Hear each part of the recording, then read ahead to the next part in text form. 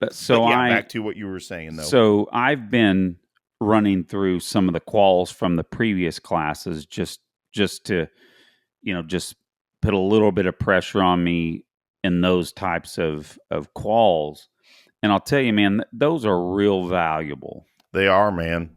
And They are for absolutely. the most part, my main focus, I'm glad to say, has been instructing. I've been teaching quite a lot, practicing quite a lot, curriculum and all that stuff, but I haven't been doing a lot of time pressure drills and really testing myself the way I probably should be most of the time. So those quals are real good to go Excuse me. through. So we went through those quals a couple of times. We went through the advanced one, went through it 2 times each, and then after that, we both spent time at the 15-yard portion and the 25-yard portion. And let me tell you, it's almost that's really where where I got to do my work. Yeah, and I'm just gonna say number one, Aaron, you were doing very well. You outshot me on most of that. What I will tell you is that again, part of this is accountability too. Being on the road the last 3 months, I haven't been able to live fire. But about so I would say I live fired 2.5 months ago was the last time I got to live fire. That is not at all an excuse. What it is it is proof of how important it is if you're trying to maintain, a high level of capabilities is that you're getting that live firing. But Aaron, I wanted to let you continue, but I think this is key. Is any of the stuff that was gun handling, speed of the draw, all of that is still solid because I still got to dry fire. You know, it was just I was dropping some shots at 15 and dropping some shots at the 25 that I normally haven't been. Like the last time I shot that qual, I shot no, not that one. I'm sorry, Aaron. It was a basic IDC that I shot a perfect score the last time I did it.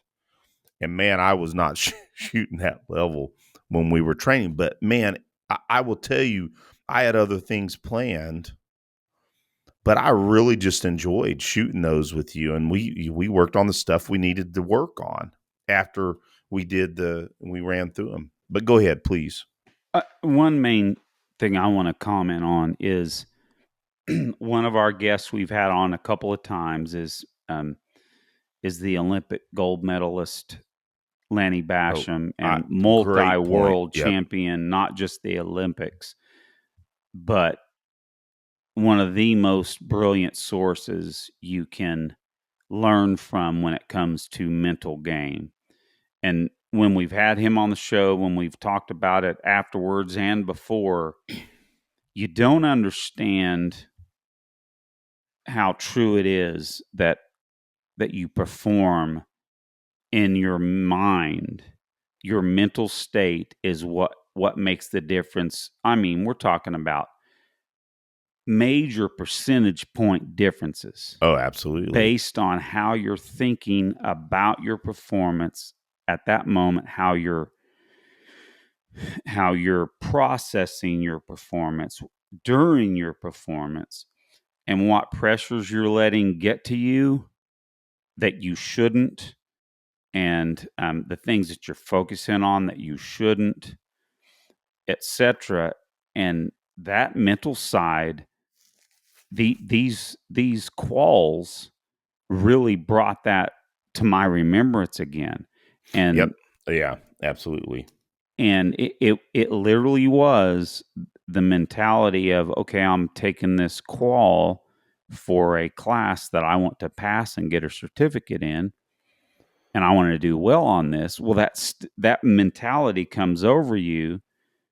And, when you're at 15 yards and at 25 yards, for instance, 25 yards on that qual, I believe you had 12 seconds to do the string.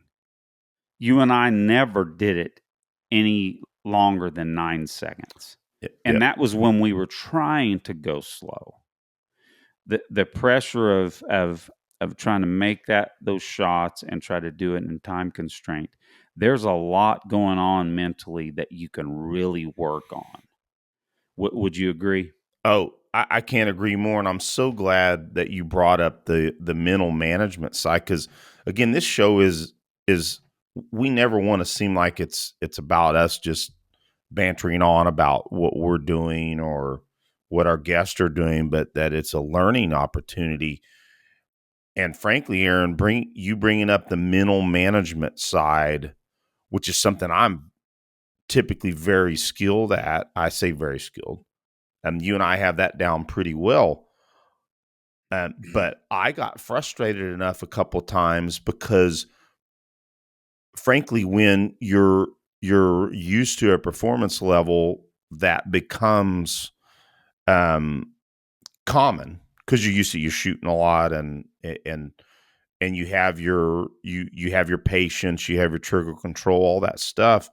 And then when you step away long enough that it's not there, your mental image had you at a X level before you shot, and then all of a sudden they're like, man, I'm dropping shots I normally don't drop.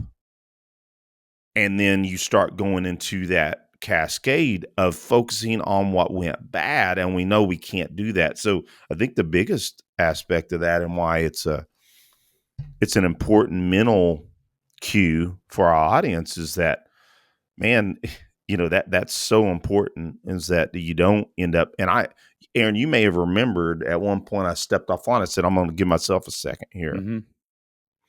because I had to get mental my mental game back into check, and I'd step off.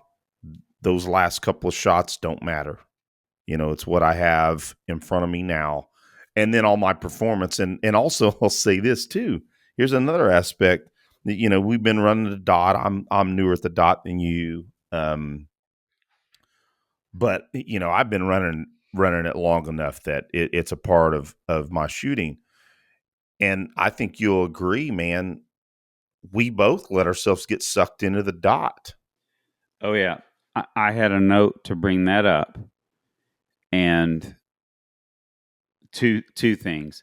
Yeah, that we both had some struggles with that the other day, and that was part of our performance too. I'm going to go full circle and just say, before I say the next thing I'm talking about on that, is that when you get in a cycle of doing things, and especially when you're doing things that you're good at, or like, again, for me, for instance, I'm practicing stuff that I'm going to perform for students that are beginning to intermediate level. And I've had some really good shooters at my classes too.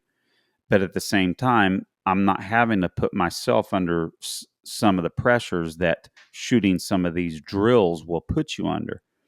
And it just reminded me how much I'm really losing out, not making sure I'm doing this stuff periodically, even when I've got a lot of stuff going on where I'm prepping for classes and private lessons, etc.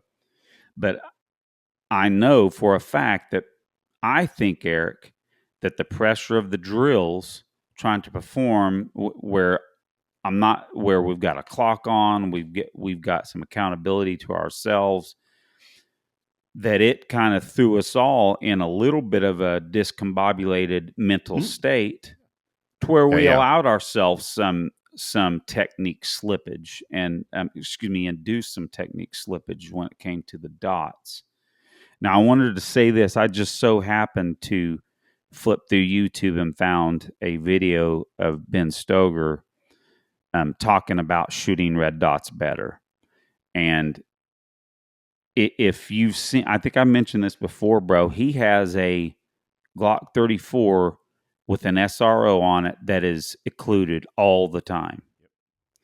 And he meant a listener, or someone on his YouTube channel commented asking about, Yeah, I need to really try occlusion. I just haven't, and been kind of like, as you're type as you were typing that, you should have been putting tape on your optic. Yeah.